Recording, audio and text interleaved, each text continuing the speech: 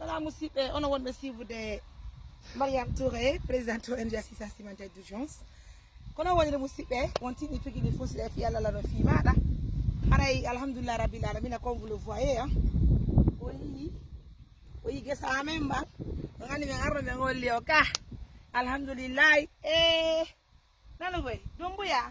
Naam. Ay jam. Alhamdulillah. Waay fi. Yep dal. Waay fi buy. Ah mun ñaanani. Golle wadi do ne. Ah golle wadi. Alhamdulillah rabbil alamin. Dalla nawri e sonani. Allahumma amin. Awa dun do worti modde do musibbe.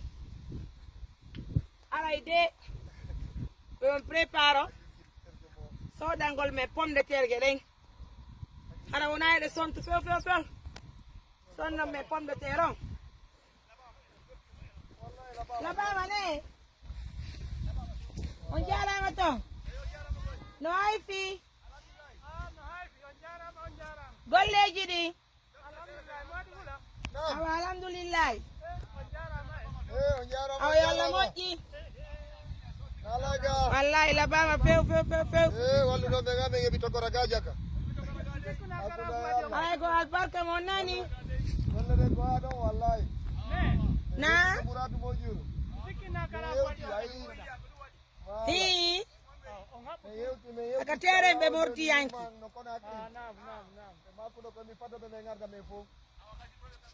Allah yettama regardez ça duya.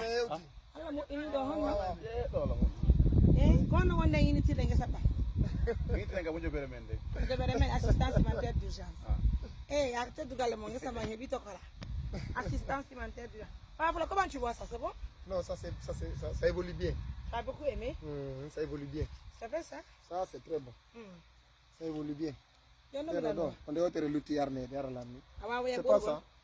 Non, deux fois. Deux fois, né? Mo bitade ni. Ok. N'est pas fait. N'est pas fait. Awa bien Bourgo. Bourgo? Oui, Bourgo pour le faire à Wata. Ah, merci. À Wata, là, ça évolue bien. Ça évolue bien. Merci. Voilà, Moussipé, quand on y a mais regardez tout ça là, c'est important. Alhamdulillah, Rabbil Alamin, ça fait plaisir. Hein? Regardez, waouh, ça fait plaisir. Après, tu as le cas de Fiwa de Kobo on kadi. Harakoyon, and ce pomme de terre fala donc, ce Kobo, contactez votre Mariam Touré, la journaliste au chocolat, présidente de l'ONG Assistance Alimentaire d'Urgence. Voilà. Donc, alors, l'expérience goni Moussipé. Si me borde un dos sala, me lowa ka sa kuchi. Me ya me yeya. Iyo la ngara me wadi bot kede. Sida la soja la ngesa. No soja. Wow, la ba ma ne muya. Alhamdulillah. Nika. Dai. Antinya ne yarre ne. Tuma ni ke do je ti. Ese yugo. Pompitere on do. Pompitere me tagudu.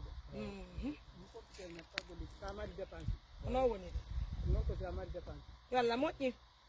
Yalla moƴƴi. Mais ko première expérience on ni. En tayina la wada barki e mudum.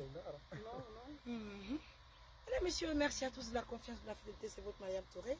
Nous sommes venus bien sûr à Wotoya pour voir comment évolue le champ, notre champ là, voilà. Alors, je vous embrasse.